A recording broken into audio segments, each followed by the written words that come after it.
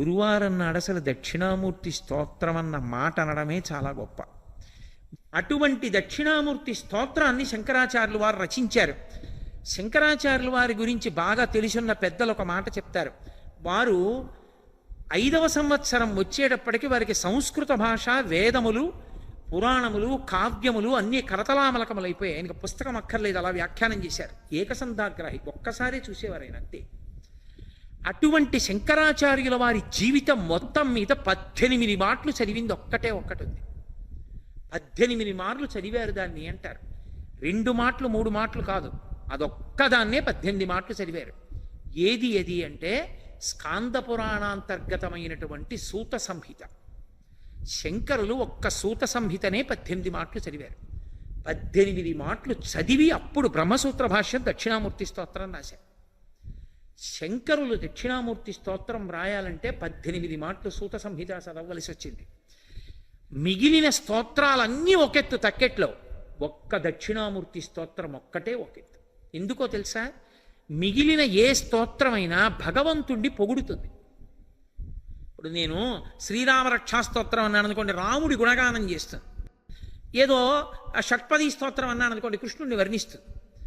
లేకపోతే పంచాక్షరి స్తోత్రం అన్నాను అనుకోండి, శివుణ్ణి వర్ణిస్తుంది.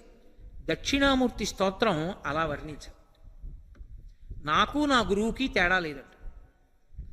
అందుకే ఆ శ్లోకాలు మీకు జ్ఞాన సాధకములు. అవి కొన్ని కోట్ల జన్మలు తపస్సు చేస్తే వచ్చేటటువంటి జ్ఞానం ఆ శ్లోకాలు రోజు చదువుకోవడం వల్ల వస్తుంది. నే చెప్పట్లేదు, శంకరులు చెప్పేశారు ఆఖరి శ్లోకంలో. సర్వాత్మత్వమితి స్ఫుటీకృతమిదం యస్మాదముష్మిన్ స్తవే తేనాశ్వశ్రవణాత్ తదర్థమననాత్ ధ్యానాచ్చ సంకీర్తనాత్ సర్వాత్మత్వమితి స్ఫుటీకృతమిదం అన్నారు. ఈ శ్లోకాల్ని, ఈ స్తోత్రాన్ని, దక్షిణామూర్తి స్తోత్రాన్ని ప్రతిరోజు ఎవరైతే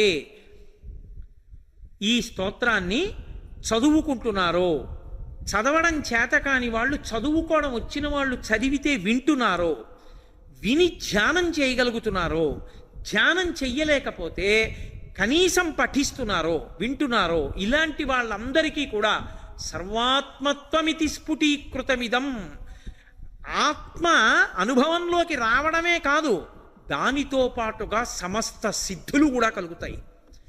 ఈ ఒక్క స్తోత్రం అంత శక్తివంతమైనదని ఒక్క భోరంభంశనలో నిలోంబర మహార్నాథో హిమాంసొప్పుమాన్ అన్న శ్లోకాన్ని సగుణోపాసనం ఇచ్చారు, అష్టమూర్తి తత్వాన్ని.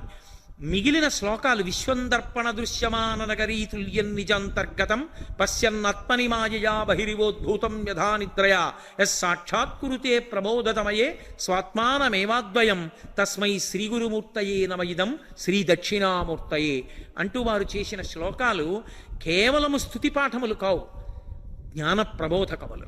అందుకే అవి ధ్యాన మంటపంలో కూర్చుని ఒక్కసారి ఆ స్తోత్రం చదివి వెళ్ళిపోతే చాలు. దక్షిణామూర్తి యొక్క పరిపూర్ణానుగ్రహం కలిగి కొన్ని కోట్ల జన్మలెత్తవలసిన వాడు, నన్ను నమ్మండి, నాకు శంకరులు ప్రమాణం, నేను నా సొంత మాట చెప్పట్లేదు, ఈ జన్మలోనే ఆఖరి ఊపిరిలో జ్ఞానం కలిగి పరమేశ్వరుని యందు ఐక్యమైపోతాడు, సందేహం లేదు. అంత గొప్ప స్తోత్రం ఈ ప్రపంచంలో వాంగ్మయం మొత్తం మీద ఉన్న ఒకే ఒక్క స్తోత్రం దక్షిణామూర్తి స్తోత్రం. ఇంకొకటి లేదు లేదు లేదు, తత్తుల్యము కాదు, అదొక్కటే అంత శక్తివంతం. అందుకే శంకరాచార్యుల వారి వాంగ్మయం అంతా ఒకెత్తు, సామాన్యుల కోసం ఇచ్చిన దక్షిణామూర్తి స్తోత్రం ఒక్కటి ఒకెత్తు. అంతేకాదు, దక్షిణామూర్తి స్తోత్ర వైభవం ఏమిటో తెలుసా? ఏల్నాటి శనిలో ఉన్నవాడు, శని వక్రించిన వాడు కూడా బెంగపెట్టుకోక్కర్లా. శని వక్రించడం అంటే శని ఆ రాశిలోంచి ఇంకో రాశిలోకి వెళ్ళి వెనక్కి వస్తూ ఉంటాడు. తులారాశిలోంచి కన్యారాశిలోకి వెళ్ళి కన్యారాశిలోంచి తులారాశిలోకి వస్తాడు. అలా వక్రిస్తే ఆరోగ్యం దెబ్బతింటుంది, చాలా ఇబ్బంది పడతాడు ఆరోగ్యం విషయంలో. శని వక్రించిన వాళ్ళు, అష్టమ శనిలో ఉన్నవాళ్ళు, అర్ధాష్టమ శని వాళ్ళు, ఏలినాటి శని వాళ్ళు ఎవరైనా సరే శంకరాచార్యులు వారు హామీ ఇచ్చేశారు. దేన్ని ఆధారం చేసుకున్నా తెలుసా? జ్యోతిష శాస్త్ర పరిజ్ఞానం శంకరులకు అంత దిట్ట, వారికి తెలియని శాస్త్రం లేదు. వారు అపరశంకరుడు, కాలడి శంకరుడు, కామకోటి శంకరుడు, కాలడి శంకరుడు, శృంగేరి శంకరుడు. కాబట్టి మహానుభావుడు ఆయన జ్యోతిష శాస్త్రం అంతా తెలుసు కాబట్టి ఈ జాతికంతటికి ఆయన ఒక వరం ఇచ్చారు. మీకు ఏ గ్రహం ఏ పాపగ్రహం జాతకంలో బాధ పెడుతుండనివ్వండి, గురుగ్రహం యొక్క అనుగ్రహం మీకు ఉన్నంత కాలం మీ జాతకంలో ఇతర గ్రహములు ఏమీ చెయ్యలేవో. అందుకే జ్యోతిష శాస్త్ర పరిజ్ఞానం వేరు, జ్యోతిష శాస్త్ర పరిజ్ఞానం పౌరాణిక జ్ఞానంతో, అందుకే వేదానికి ఉపాంగం. వేదానికి ఉపాంగంగా జ్యోతిషం తెలుసుకోవడం వేరు. దాని వలన ఏమవుతుందంటే రోజూ దక్షిణామూర్తి స్తోత్రం చేసేవాణ్ణి శనీశ్వర గ్రహం కూడా చెనకదు. కారణం ఏమిటంటే బలహీనంగా ఉన్న గురుగ్రహాన్ని అది బలవంతం చేస్తుంది జాతకంలో. పైకి కనపడదు. జాతకం చూశారనుకోండి, గురుగ్రహం బలం లేదండి మీకు అంటాడు. నేను యథార్థంగా చూసా, పైకి చెప్పడం ఇష్టం లేదు నాకు ఎవరి విషయంలోనూ. ఒకానొక సమయంలో ఒక వ్యక్తి ఇంటికి వచ్చి, ఏమయ్యా యథార్థానికి నీ భార్య చనిపోయి 3 నెలలు అవ్వాలి, ఇప్పటికి నువ్వు భార్యాహీనుడు అయిపోవాలి, నీ జాతకంలో గ్రహాలంత భయంకరంగా ఉన్నాయి, అయినా నువ్వు ఇంత సంతోషంగా ఉన్నావు, ఇంత నవ్వుతూ ఉన్నావు, కనీసం నీ భార్య మృత్యు వరకైనా వెళ్ళొచ్చిందా, నిజం చెప్పని అడిగాడు. వెళ్ళొచ్చింది, నిజమే, యథార్థమే. ఆమె వెళ్ళిపోతోందని కూడా తెలియదు ఈయనకి. మృత్యువు దగ్గరికి వెళ్ళిపోయి వెనక్కి వచ్చేసింది ఆవిడ. అదృష్టం. ఆవిడ వెళ్ళిపోయిందన్న విషయం ఆవిడికి తెలియదు, ఆవిడ వెళ్ళిపోయిందన్న విషయం ఈవిడికి తెలియదు, ఈయనకి తెలియదు. రక్షింపబడ్డాడు. ఎవరో నేను చెప్పను, ఎందుకో చెప్పేస్తాను మీకు. ఆవిడికి షుగర్ వచ్చిందన్న విషయం ఆయనకి తెలియదు, ఆవిడికి తెలియదు, వాళ్ళిద్దరికీ షుగర్ గురించి తెలియదు. తెలియకపోవడం వల్ల నీరసంగా ఉంటోందని ఆయన ఇంకా గ్లూకోజు పళ్ళు పట్టుకొచ్చేవాడు ప్రేమతో. ఆవిడ ఇంకా గ్లూకోజ్ కలుపు తాగేస్తుండేది, పళ్ళు ఇంకా తినేసి పళ్ళరసాలు తాగేసింది. 2, 3, 4, 5 దగ్గరికి వెళ్ళిపోయింది షుగర్. తెలియదు వాళ్ళిద్దరికి షుగర్ గురించి. అసలు ఇవాళ నాకు కాళ్ళు కదలటం లేదండి, చేతులు కదలటం లేదండి, అసలు ఏమిటో నాకు పట్టివ్వట్లేదు, పటకారా వంట చేయలేనంది ఆవిడ.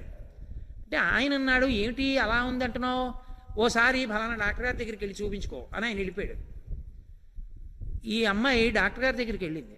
ఆ డాక్టర్ గారికి ఎందుకో అనుమానం వచ్చి, అది మన జాతి గొప్పతనం ఏమిటంటే భగవంతుడి ప్రార్థన చేస్తే భగవంతుడు రక్షిస్తాడని ప్రార్థనలు చెయ్యం మనం. భగవంతుడిని ప్రార్థన చేస్తే వైద్యుడిగా రక్షిస్తాడు. కృతజ్ఞత వైద్యుడికి. ప్రథమో దైవ్యోభిషకో, వైద్యుని యందు బుద్ధి ప్రచోదనం చేస్తాడు. వాడి బాధ ఏమిటో పసిగట్టే శక్తి వైద్యుడికి ఇస్తాడు. ఆయన ఎందుకో బ్లడ్ టెస్ట్ చేశాడు.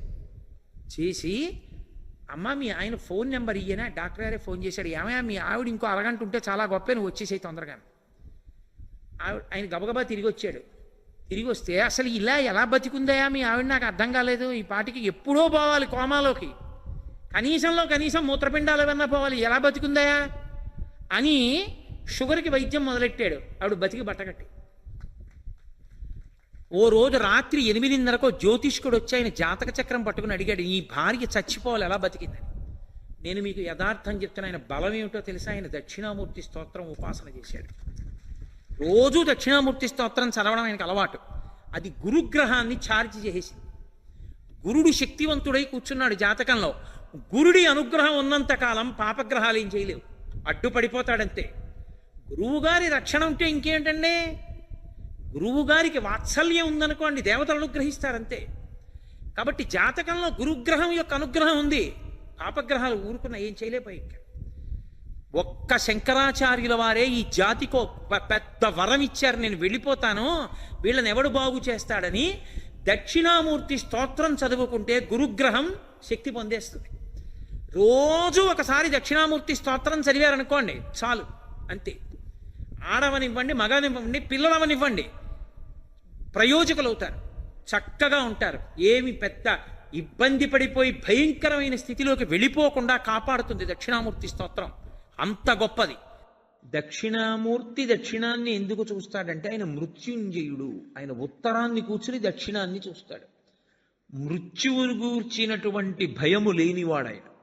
ఆయన పాదములు పట్టుకుంటే మృత్యుభీతి పోతుంది, భయం పోతుంది. అందుకే దక్షిణామూర్తి స్వరూపం అసలు సమస్త ఐశ్వర్యము దగ్గర నుండి, చదువుల దగ్గర నుండి, మోక్షము వరకు దక్షిణామూర్తి ఇవ్వలేనటువంటిది లోకమునందు లేనే లేదు.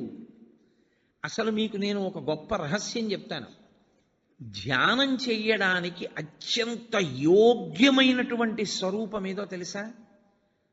చాలా గొప్ప స్వరూపం దక్షిణామూర్తి స్వరూపం. దక్షిణామూర్తిని కానీ మీరు ధ్యానం చెయ్యగలిగితే మీకు ఏది అభ్యున్నతిని కల్పిస్తుందో అవన్నీ మీకు ఈశ్వరుడు ఇచ్చేస్తాడు.